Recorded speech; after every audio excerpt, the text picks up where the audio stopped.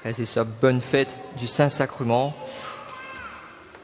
Je voudrais avec vous méditer sur ce corps qui est livré pour nous.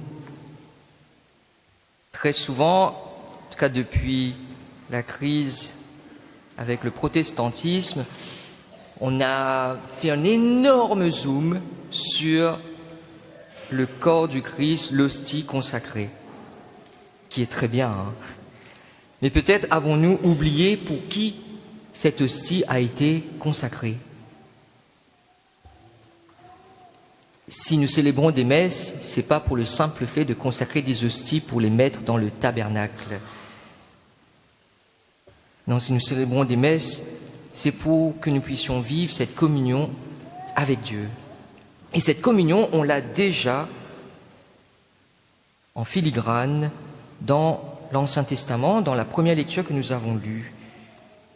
Dans le livre du Deutéronome, donc on est sorti d'Égypte la nuit de Pâques, on a traversé la mer, c'était génial, on était tout contents, et on arrive en plein désert. Quand j'étais petit, je m'étais toujours dit, mais ce peuple, c'est un peuple ingrat. Genre, il vient tout juste de fêter sa libération, on est tout content, et 2 versets après, 1 verset et demi, le peuple commence à récriminer. Il murmure, ouais Seigneur, tu nous as fait sortir d'Égypte, au moins là-bas on avait quelque chose à bouffer, et bien là on n'a absolument rien.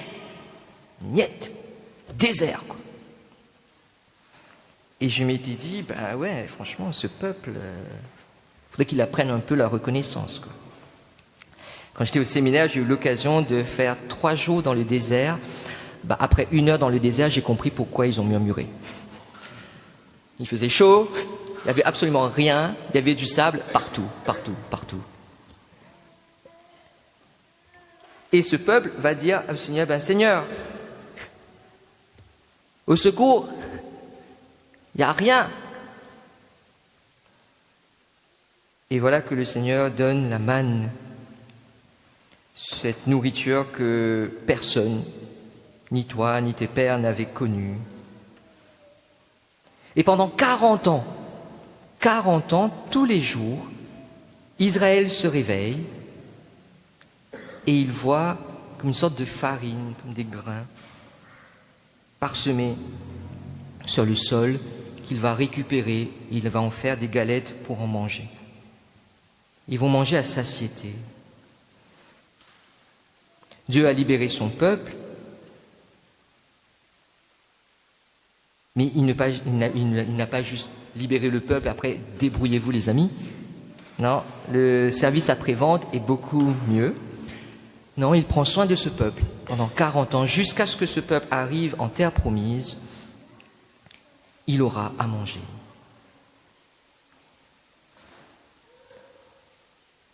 Dans l'Évangile, Jésus va encore plus loin dans cette compréhension de cet amour de Dieu pour nous, pour vous. Si Dieu nous a donné la nourriture pendant 40 ans au désert, c'est parce qu'il avait quelque chose en tête. Cette nourriture pendant 40 ans était une promesse de quelque chose d'encore plus grand.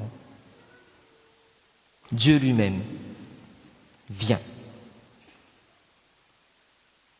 C'est pas juste, vous savez, quand vous donnez quelque chose, prends, mais je m'engage pas. Là, il s'engage. Il se fait chair, il entre dans l'histoire de son peuple, il s'engage. Et il s'engage jusqu'à donner sa vie. Là, ce pain, c'est ma chair donnée pour la vie du monde.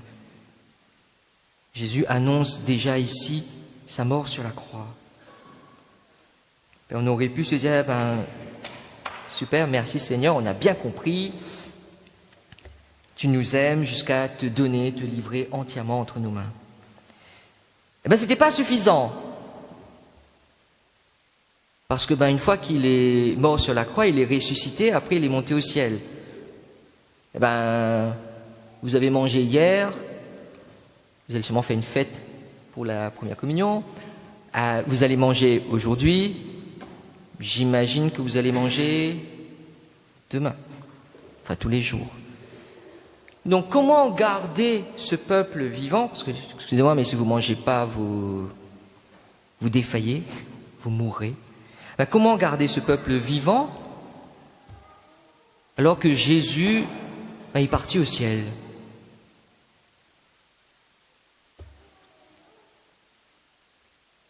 Eh bien Jésus institue l'Eucharistie. La veille de sa passion, la veille de mourir sur la croix pour nous, ben il invente quelque chose. Il institue l'Eucharistie.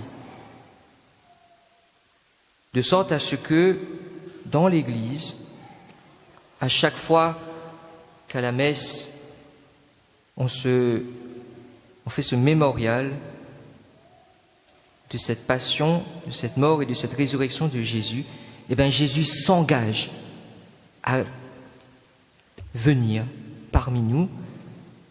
Il s'engage à être présent dans ce bout d'hostie pour nous.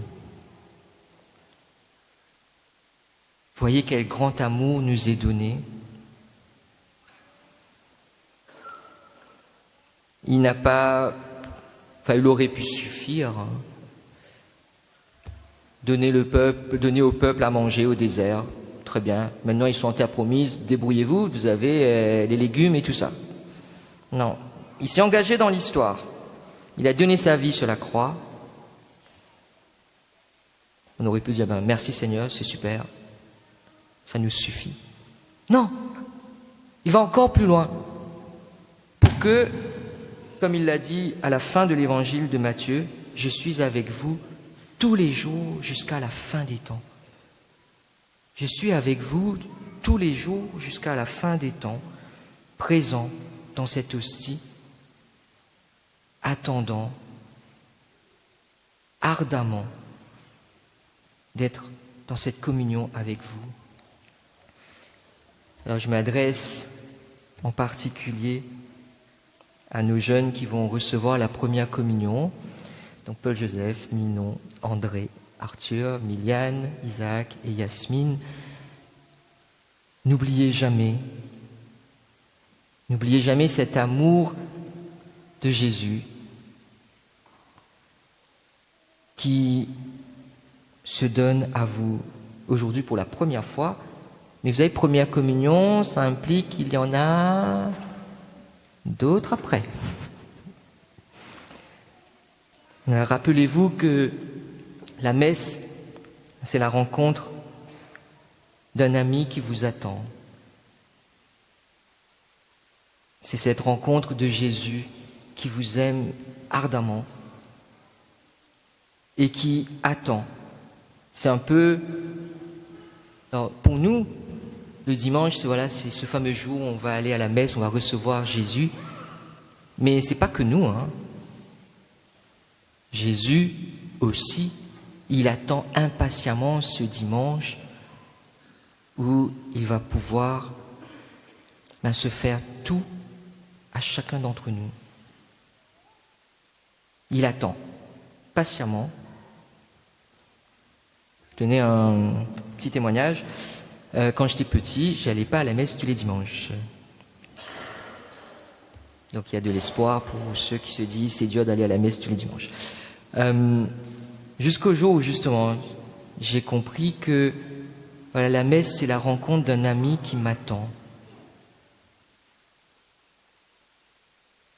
C'est cette rencontre d'amitié, c'est cette rencontre d'amour, de ce Dieu qui, depuis l'Exode, alors l'Exode on est vers moins 1200. Voilà, depuis cette époque-là, depuis moins 1200, Dieu attend ce fameux moment où nous pourrons vivre cette communion intime avec lui.